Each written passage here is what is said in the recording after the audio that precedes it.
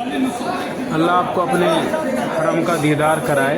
मक्के मुकर्रमा में जो काम करने वाले साथी होते हैं, जो मुंतज़मीन होते हैं, अपने इंतज़ाम के लिए बड़ी कोशिश करते हैं।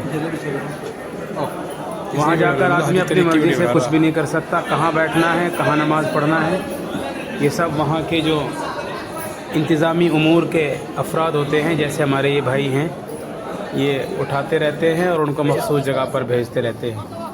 एक आवाज़ बड़ी भली मालूम होती है वहाँ, हजी तरीक़ हमारे अहबाब भी साथ में हैं और ये मर्दों को, औरतों को मताफ से दूर कर रहे हैं ताकि तवाफ़ में आसानी हो। नमाज का वक्त होता है तो आमतन औरतों को अलग कर दिया जाता है, मर्दों को अलग, ताकि नमाज़ पढ़ने में आसानी हो सके।